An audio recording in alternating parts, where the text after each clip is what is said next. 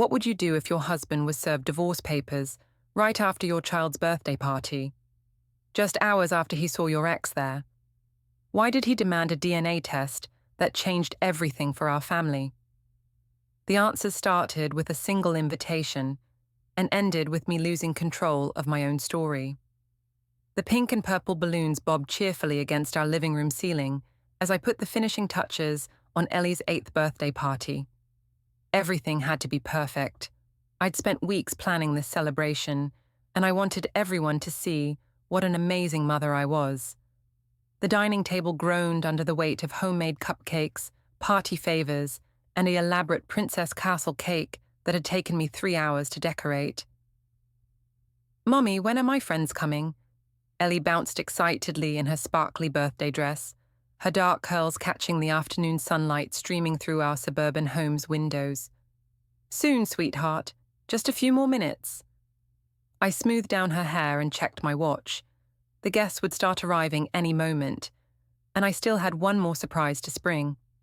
Robert emerged from the kitchen carrying a pitcher of lemonade, his sandy brown hair slightly mussed from stress. At 36, my husband still maintained his lean build from his college basketball days, though lately he'd been looking more tired than usual. The demands of his IT consulting business were wearing on him. "Everything looks great, Zeph," he said, using the shortened version of my name that he'd called me since we started dating 10 years ago. "You really outdid yourself this time." I beamed at the compliment. "I wanted it to be special. Ellie only turns 8 once, right?" The doorbell chimed, and soon our modest 3-bedroom home filled with the cheerful chaos of children's laughter and parents making small talk. My sister Calla arrived fashionably late, as always, her designer purse slung over her shoulder and her blonde hair perfectly styled despite the humid September weather.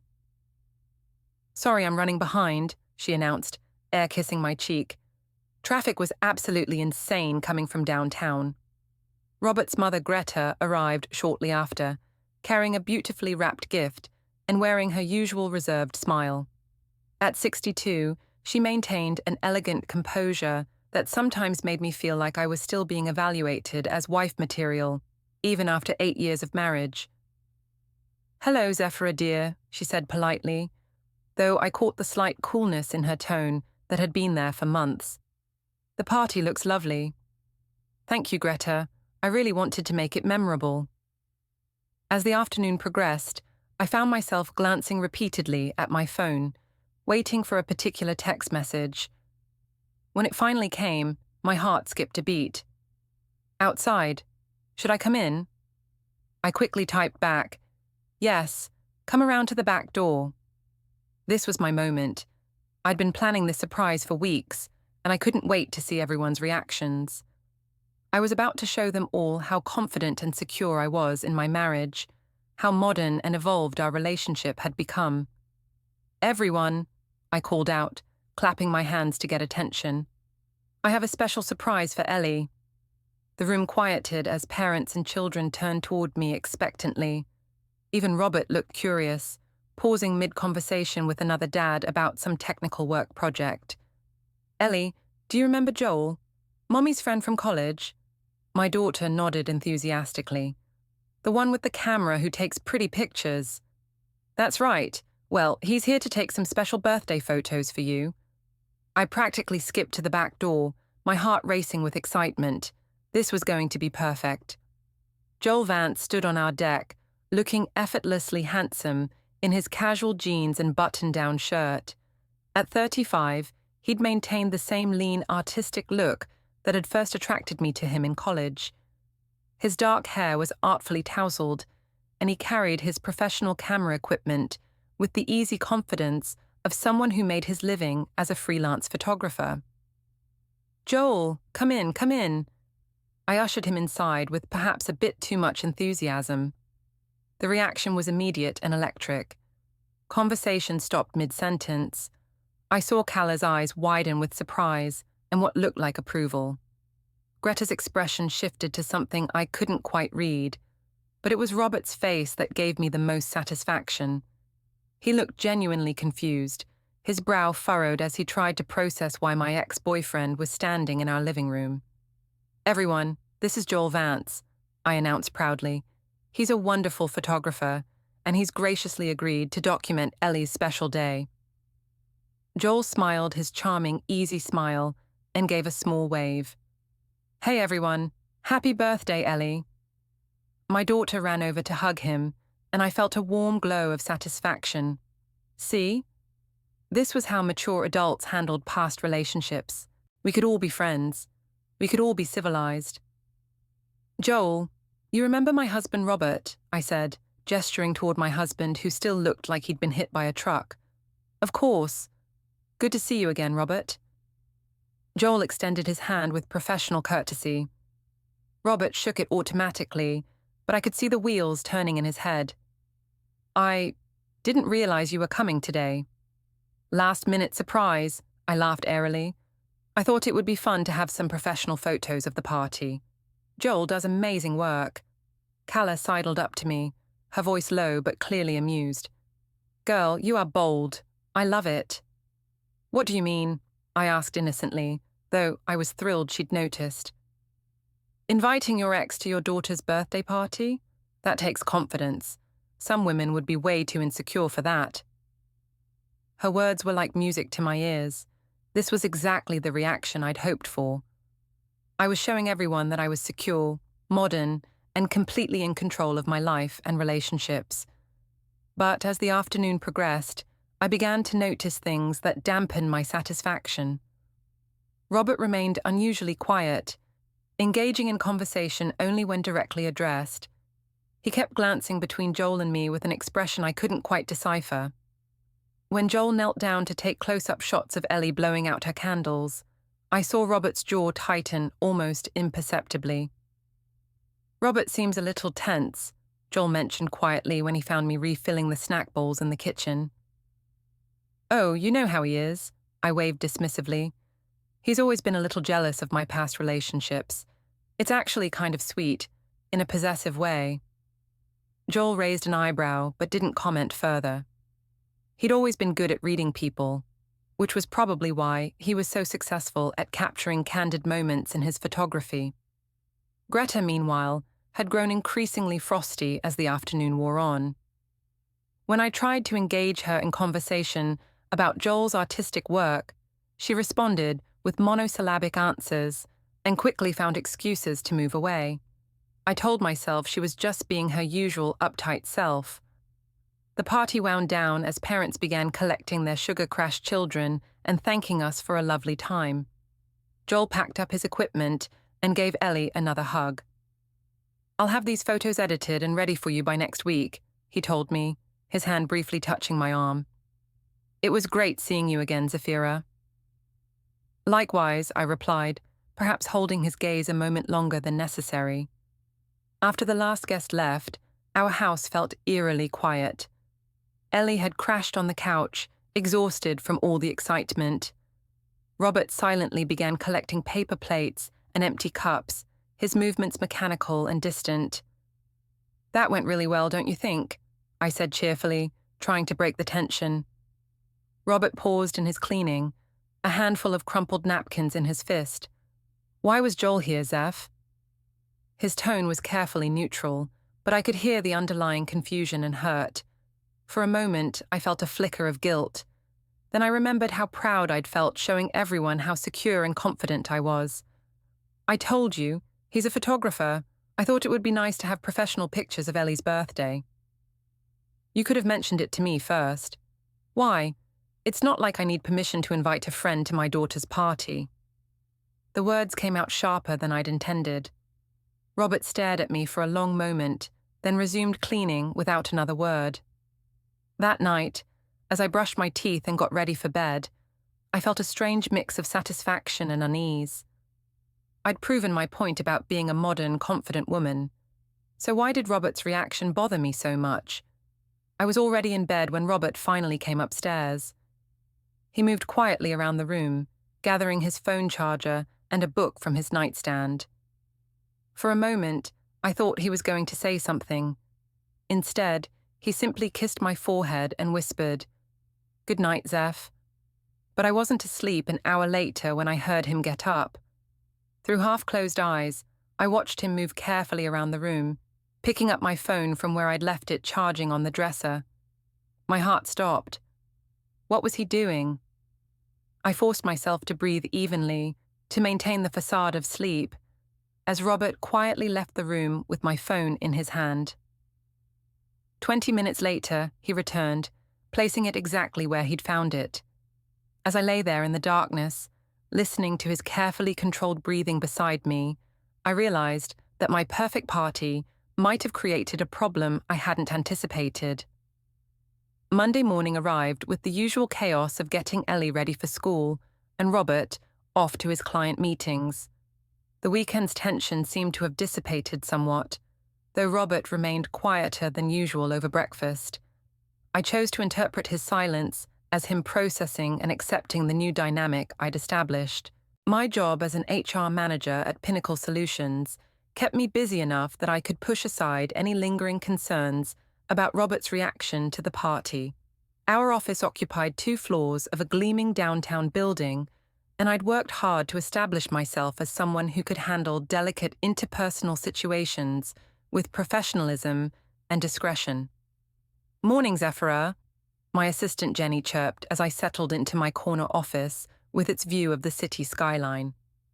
"How was Ellie's party?" "Absolutely perfect," I replied, booting up my computer. "Everything went exactly as planned." That wasn't entirely true, but I wasn't about to admit that to Jenny, who had a tendency to gossip despite her otherwise excellent work ethic. I'd learned long ago that maintaining a certain image at work was crucial for advancement. My phone buzzed with a text message, and my pulse quickened when I saw Joel's name on the screen. "Thanks again for yesterday. Ellie's adorable. Coffee this week to go over photo selections?" I glanced around to make sure no one could see my screen before typing back, "That sounds perfect. Wednesday afternoon?" "It's a date. Well, you know what I mean." He'd added a winking emoji that made me smile despite myself. The morning flew by in a series of meetings and employee evaluations. I prided myself on being the kind of HR manager who really listened to people's concerns, who could mediate conflicts with wisdom and fairness. It was ironic, really, considering the situation developing in my own life.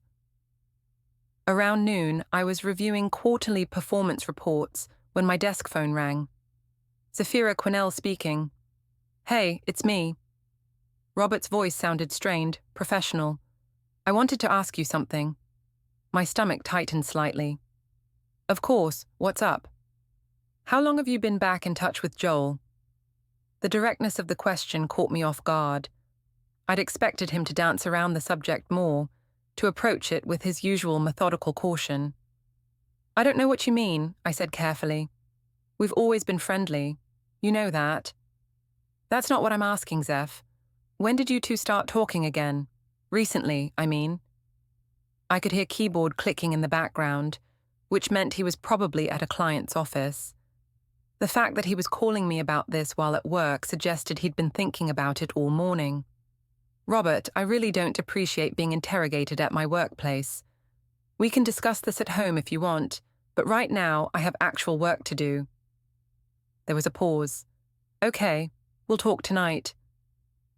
After he hung up, I sat staring at my phone for several minutes.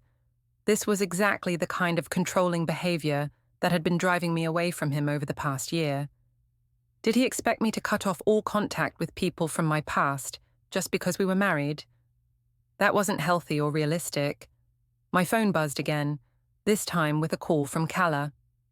"Hey, sister, how are you feeling after yesterday's power move?" "What do you mean?" I asked, though her approval warmed me. "Come on, Zeph, inviting your ex to the family party? That was some serious confidence on display. I was impressed." "It wasn't a power move," I protested, though not very convincingly. "Joel's a photographer. It made sense." "Uh-huh. And how did Robert handle it?" "He's being a little weird about it, honestly. Kind of possessive and controlling." "Typical," Calla snorted. "Men always get threatened when they realize their wives have lives and histories that don't revolve around them. Don't let him make you feel guilty for being a confident, independent woman. Her words echoed my own thoughts so perfectly that I felt validated in a way I desperately needed. This was about independence and confidence, not about anything inappropriate. You're right, I said. I shouldn't have to apologize for having friends. Exactly. And honestly, a little jealousy might be good for him. Remind him not to take you for granted. After we hung up, I felt much better about the situation. Calla had always been the more adventurous of the two of us, the one who'd encouraged me to take risks and stand up for myself. If she thought I was handling things well, then I probably was. The afternoon brought its usual stream of employee issues and administrative tasks. Around 3 o'clock, I was deep in reviewing our updated harassment policy when Jenny knocked on my door. Sorry to interrupt, but Lisa from accounting wanted to speak with you about something. Lisa Martinez had been with the company for 6 years and was generally one of our most reliable employees. She entered my office looking slightly uncomfortable. Hi, Zephyra. I hope you don't mind me bringing this up, but I wanted to check in about something. Of course. What's on your mind? Well, I've noticed you seem a little distracted lately. More phone calls, texting during meetings. I just wanted to make sure everything's okay at home. I know how stressful it can be balancing work and family. My cheeks flushed slightly. Had I really been that obvious? Everything's fine, Lisa. Just the usual juggling act, you know how it is. Absolutely. I just wanted you to know that if you ever need someone to talk to, I'm here. We women need to support each other. After she left, I felt unsettled. If my co-workers were noticing changes in my behavior, I needed to be more careful. The last thing I wanted was for workplace gossip to complicate my situation. I was packing up to leave when my phone rang again. Robert's name appeared on the screen, and I considered letting it go to voicemail, but that would only delay the inevitable conversation. Hi, honey, I answered, forcing brightness into my voice. Zeph, I'm going to be late tonight. This client project is more complicated than expected. How late? Probably not until after 9. Can you handle dinner and Ellie's bedtime? Of course. I paused, then decided to address the elephant in the room. Robert, about earlier. I don't want you to feel like you can't trust me. Joel is just a friend, an old friend. Another pause. I know that, Zeph. I'm not questioning your friendship with Joel. Then what are you questioning? I'm trying to understand why you didn't mention that you were back in regular contact with him, and why you invited him to our daughter's birthday party without discussing it with me first. The reasonable tone of his voice somehow made me more defensive than if he'd been shouting. Because I knew you'd react exactly like this. I knew you'd make it into something it isn't. What am I making it into? You're acting like I did something wrong by maintaining a friendship with someone from my past. That's not fair, Robert. You're right, he said quietly. It's not fair for me to expect you to run your friendships by me. I just wish you'd given me a heads up, that's all. His reasonableness made me feel slightly guilty, but I pushed the feeling aside. Well, now you know. Joel and I are friends. He's going to be around occasionally. I hope you can be okay with that. I'll see you tonight, Zeph. Give Ellie a hug from me. After he hung up, I sat in my car for several minutes before starting the engine. The conversation had gone better than expected, actually. Robert was being rational about the whole thing, even if he was still clearly uncomfortable. As I drove home through the early evening traffic, I allowed myself to think about Wednesday's coffee date with Joel. It would be nice to spend time with someone who appreciated my sense of humor, who remembered the ambitious, adventurous person I'd been before marriage, and motherhood had settled over me like a comfortable but confining blanket. My phone buzzed with another text from Joel. Looking forward to Wednesday. It'll be like old times. I smiled as I typed back, can't wait. I was so focused on my phone that I almost missed the car that had been following me for the past several blocks. When I glanced in my rearview mirror, at the next red light, I could have sworn I recognized the silver sedan behind me. But when the light changed and I looked again, it was gone. Probably just my imagination. After all, What reason would anyone have to follow me? By Friday evening, the tension in our house had become impossible to ignore. Robert had been polite but distant all week, going through the motions of family life while clearly preoccupied with something. I'd caught him several times staring at me with an expression I couldn't quite read, and he'd been spending more time than usual locked in his home office after Ellie went to bed. My coffee meeting with Joel on Wednesday had been wonderful.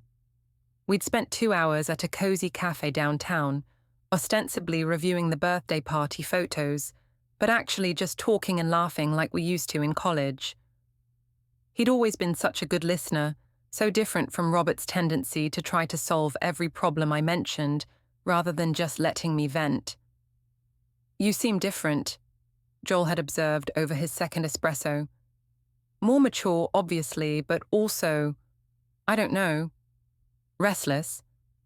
"Restless is a good word for it," I'd admitted. "Sometimes I feel like I'm sleepwalking through my life, like I'm playing a role instead of actually living. Marriage and kids will do that to you, I guess. Not that I'd know personally." His single status had always been a point of pride for Joel. He valued his freedom, his ability to travel for work, to make decisions based purely on what he wanted rather than what was expected of him. Sitting across from him in that cafe, I'd remembered what it felt like to be that kind of person. Now, as I set the table for dinner, I found myself humming one of the songs that had been playing in the cafe. Robert emerged from his office looking haggard, his usually neat appearance slightly rumpled. "How was your day?" I asked, trying to inject some warmth into the conversation. "Busy. Yours?" "Good. Productive."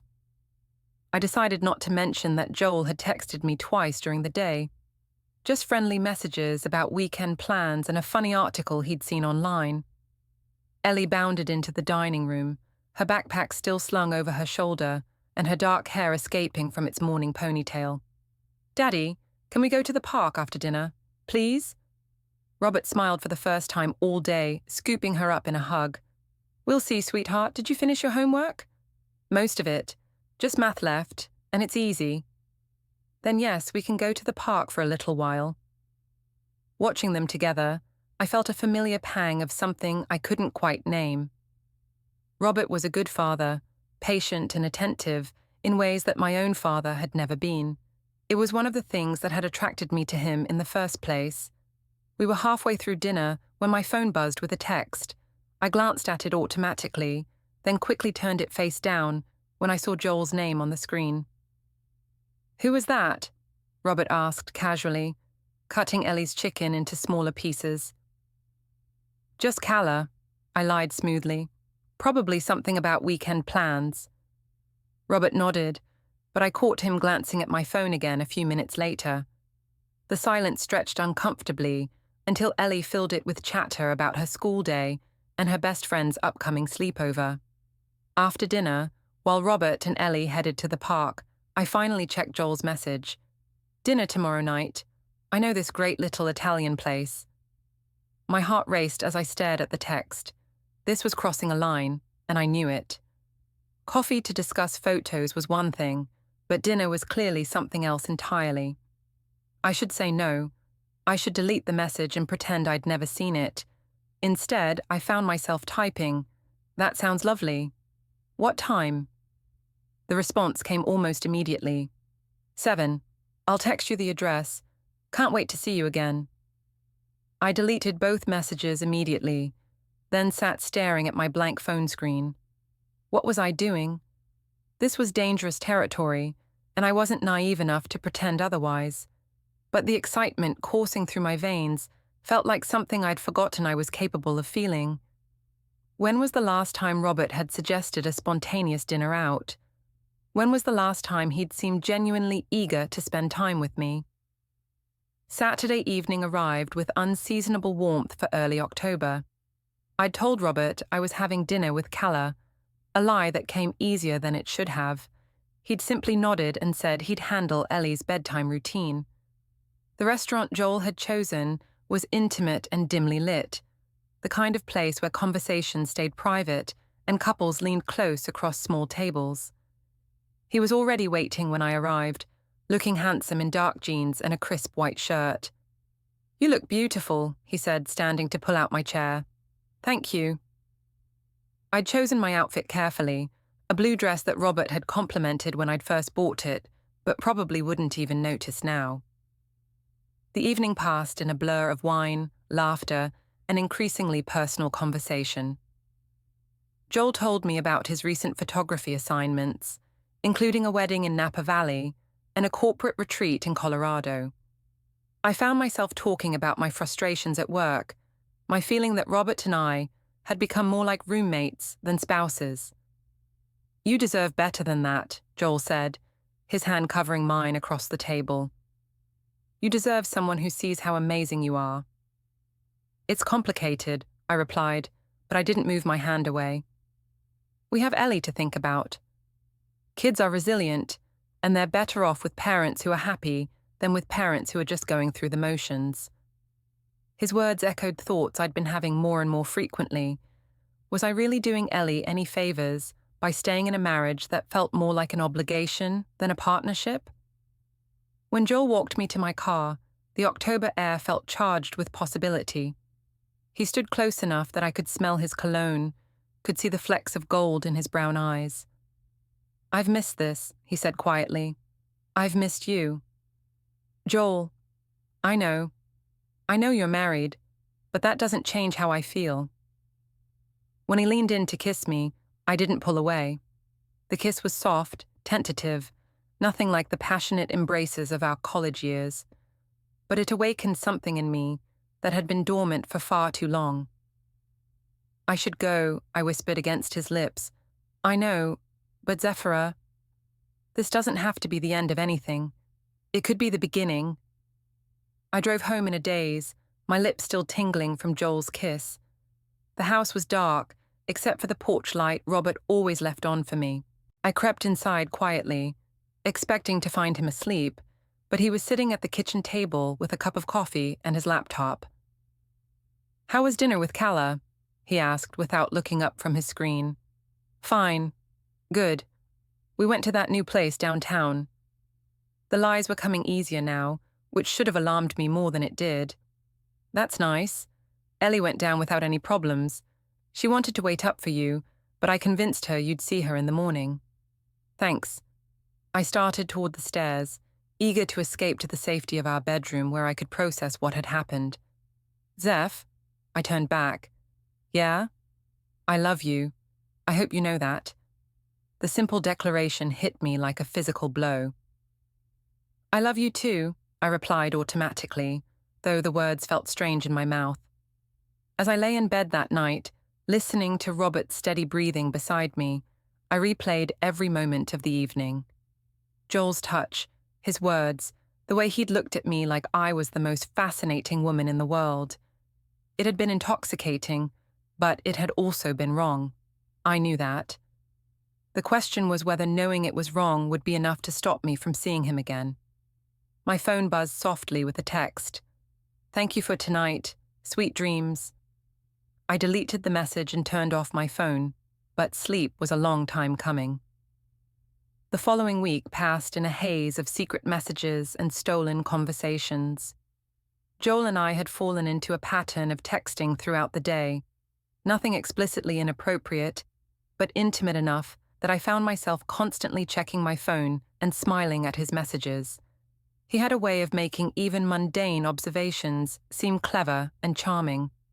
Meanwhile, Robert had become increasingly methodical in his behavior. He left for work at the same time every morning, came home at exactly the same time each evening, and spent his free time either with Ellie or locked in his home office. When I asked what he was working on, he gave vague answers about client projects and system upgrades. It was Thursday morning when I first noticed something was different. I'd been rushing to get ready for work when I realized my phone wasn't where I'd left it, charging on the nightstand. After a frantic search, I found it on the dresser, plugged in, but in a slightly different position than I remembered. "Robert, did you move my phone?" I called out as he emerged from the bathroom, already dressed for the day. "No, why?" "It's just... Never mind, I probably moved it myself and forgot. But as I drove to work, I couldn't shake the feeling that something was off. Had Robert been going through my phone? The thought made my stomach clench with anxiety. I'd been careful to delete Joel's messages, but what if I'd missed something? At lunch, I called Calla from my office with the door closed. "I think Robert might be suspicious," I said without preamble. "Suspicious of what?" she asked, though her tone suggested she already knew. "You know what? The thing with Joel." "What thing with Joel? I thought you guys were just friends catching up." I hesitated. I hadn't told Calla about the dinner, about the kiss, about the increasingly flirtatious nature of our conversations. "We are. Mostly. But Robert is acting weird, and I think he might be checking my phone." "So what if he is? You're not doing anything wrong, right?" The question hung in the air between us. Was I doing anything wrong? By most people's standards, probably yes. But it wasn't like I was having an affair. Not really. Joel and I had kissed once, and we'd been texting, but that was hardly grounds for the kind of suspicion Robert seemed to be harboring. "Right," I said finally. "I'm not doing anything wrong." "Then you have nothing to worry about. And honestly, Zeph, even if you were doing something, Robert's behavior sounds controlling. Checking your phone? That's not healthy." Her words reinforced what I'd been thinking. Even if Robert had reasons to be concerned, his response was inappropriate. Trust was the foundation of marriage, and if he couldn't trust me, then what did that say about our relationship? That evening, I decided to test my theory. I left my phone on the kitchen counter while I gave Ellie her bath, then checked it carefully when I came back downstairs. Sure enough, it had been moved slightly, and when I checked my recent activity, there were signs that someone had been scrolling through my messages and call logs. The violation felt enormous. How dare he invade my privacy like that? I was a grown woman, not a teenager who needed monitoring. The fact that he was being sneaky about it, rather than just confronting me directly, made it even worse. I was still fuming when Robert came home from a late client meeting. "How was your day?" he asked, hanging his jacket in the front closet. "Fine," I replied coolly. "How was yours?" "Productive. I've been working on a new security system for one of my clients.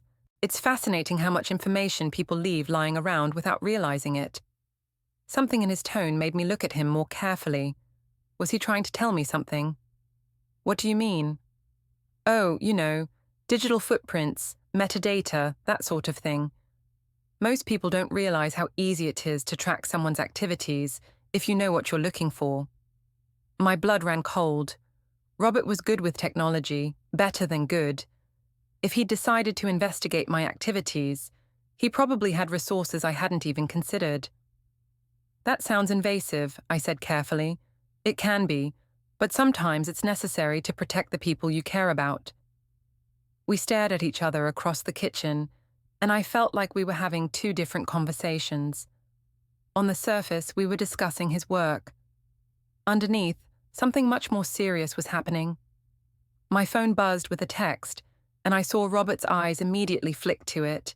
Without thinking, I grabbed it and checked the message. It was from Joel. "Missing you today. When can I see you again?" I quickly turned the phone face down, but not before Robert had seen Joel's name on the screen. His expression didn't change, but something shifted in his eyes. "I should go check on Ellie," I said, desperate to escape the tension. "She's already asleep," Robert replied. "I read her a story while you were on your phone call with Calla earlier." That wasn't... I stopped myself before I could dig the hole any deeper. "Wasn't what?" "Nothing. I'm tired. I think I'll go to bed early." As I headed toward the stairs, Robert called after me. "Zeph, we should probably talk soon, about things." "What things?" "You know what things." I pretended I didn't understand, but my hands were shaking as I climbed the stairs. This was spiraling out of control faster than I'd anticipated. I needed to figure out how much Robert actually knew and how much he was just guessing. In the bathroom, I locked the door and called Joel. "Hey, beautiful," he answered on the first ring. "I was hoping you'd call." We need to be more careful, I said quietly. I think Robert is getting suspicious. Suspicious of what? We haven't done anything wrong. Haven't we? There was a pause. Do you want to do something wrong? The question sent a thrill through me that I couldn't deny. Joel. Because I do. I want to do lots of things wrong with you. Don't say things like that. Why not? It's true. I've been thinking about you constantly since our dinner. About that kiss. About how right it felt. It's complicated. It doesn't have to be. You could leave him, Zeph. People do it all the time. I can't just leave. There's Ellie to think about. Kids adapt. And you'd be happier. Doesn't Ellie deserve a mother who's actually happy? His words echoed my own thoughts so closely that it was almost frightening. Was I that transparent? Or was Joel just very good at reading people? I should go, I whispered. Okay, but think about what I said. You deserve more than what you have. After I hung up, I stared at myself in the bathroom mirror. My cheeks were flushed, my eyes bright with excitement and fear. I looked like a woman on the edge of making a life-changing decision. The question was, which way was I going to jump? When I finally emerged from the bathroom, Robert was sitting on the edge of our bed, still fully dressed. He looked up when I entered, and for a moment I thought he was going to confront me directly. Instead, he just said, I've been thinking about taking Ellie camping next weekend. Just the two of us. Would that be okay with you? Of course, I replied, though something about the request felt significant. That sounds like fun. Good. I think it'll be good for us to have some father-daughter time. As I got ready for bed, I couldn't shake the feeling that Robert was planning something. But what?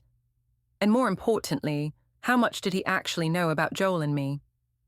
I was about to find out that Robert knew a lot more than I'd given him credit for. Friday morning arrived with an unseasonable chill that seemed to penetrate the walls of our house. I woke to find Robert already gone, though I could have sworn I'd heard him moving around the house much earlier than his usual departure time. A note on the kitchen counter explained that he'd left early for a client emergency and would be back by evening. Ellie was unusually quiet over breakfast, picking at her cereal and glancing toward Robert's empty chair. Is Daddy okay? She asked as I braided her hair for school. Of course, sweetheart.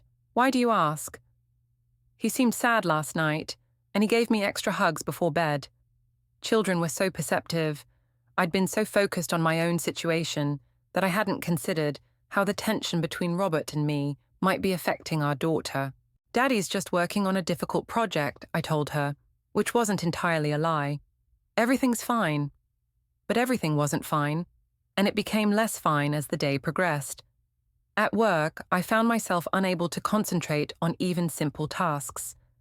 My conversation with Joel the night before kept replaying in my mind, along with Robert's strange behavior and cryptic comments about digital footprints. Around noon, my father called, which was unusual since he typically left family communication to my mother. Hi, Dad. What's up? Hello, Zephyra.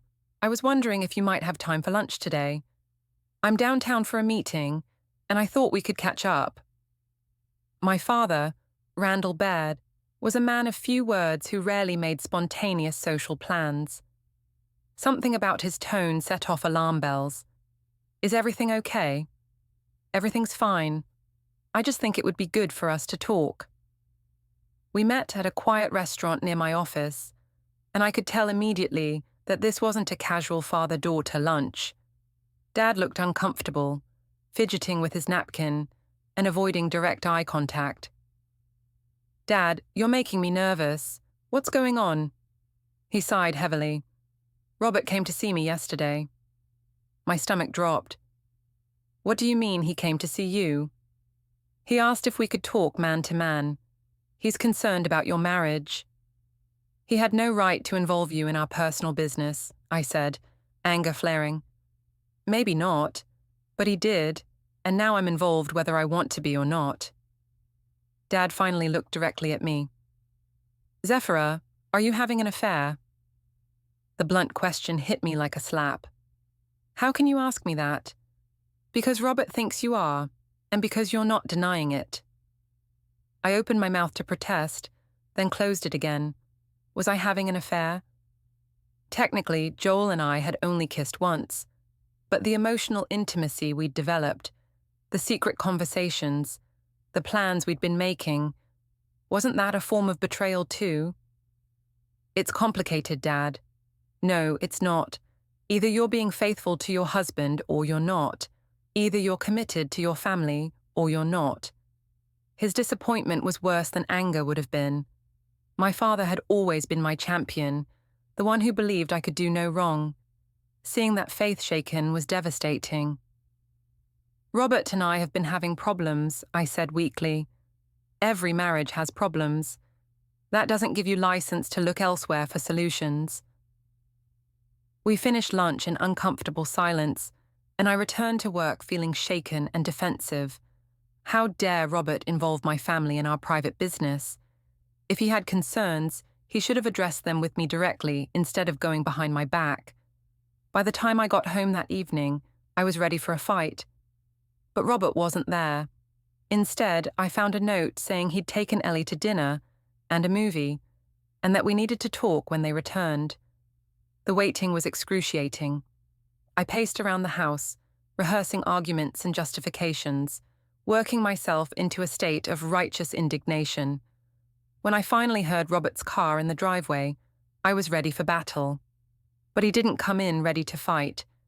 Instead, he quietly helped Ellie get ready for bed, read her an extra long story, and spent 20 minutes talking with her about her upcoming school project. Only after she was settled did he come downstairs to face me. "We need to talk," he said simply. "Yes, we do. Starting with why you went to my father behind my back. Because I needed advice from someone I trust about how to handle this situation." "What situation? You still haven't actually told me what you think I've done wrong." Robert studied me for a long moment, then walked to his home office. He returned with a manila folder and set it on the coffee table between us. "What's that?" "Evidence," he said quietly. My hands trembled as I opened the folder. Inside were printouts of text messages between Joel and me, going back several weeks. Not just the innocent ones, but the flirtatious exchanges, the late-night conversations, the increasingly intimate tone of our communication. "How did you get these?" "Does it matter? The question is whether you can explain them." I stared at the papers, seeing our relationship laid out in black and white. Taken together, the messages painted a clear picture of an emotional affair, even if we hadn't crossed certain physical lines. "Robert, I can explain." Can you explain why you've been lying to me about where you go and who you see? Can you explain why you invited your ex-boyfriend to our daughter's birthday party without telling me you'd been talking to him for weeks? Can you explain why you're having intimate conversations with another man while lying next to me in bed? Each question hit like a physical blow. "It's not what it looks like." "What is it then?" "Joel and I are friends. Yes, we've been talking, but we haven't done anything wrong." "Haven't you?" Robert pulled out another sheet of paper. "This is from the restaurant where you had dinner with him last Saturday, the same night you told me you were with Calla." The receipt showed 2 entrees, 2 glasses of wine, and a timestamp that proved I'd been lying about my whereabouts. I felt the walls closing in around me. "Robert, please let me explain." "I'm listening." But suddenly I couldn't find words. How could I explain the loneliness I'd been feeling? The way Joel made me remember who I used to be, the excitement of being desired by someone who saw me as more than just a wife and mother. "I've been unhappy," I said finally. "So you decided to have an affair." "It's not an affair. We kissed once, that's all." The admission hung in the air between us. Robert's face went completely white. "You kissed him?" "Once. It didn't mean anything." "It didn't mean anything?" His voice was barely above a whisper. "You kissed another man, and it didn't mean anything." "Robert, please. We can work through this. It was a mistake." He stood up abruptly, running his hands through his hair. "A mistake. Right. Where are you going?" "I need some air. I need to think." Don't leave. We need to talk about this. We will. But not tonight. Tonight I need to process the fact that my wife has been lying to me for weeks and kissing other men. After he left, I sat alone in our living room, surrounded by the evidence of my betrayal. For the first time since this all began, I allowed myself to really consider what I'd done and what I stood to lose.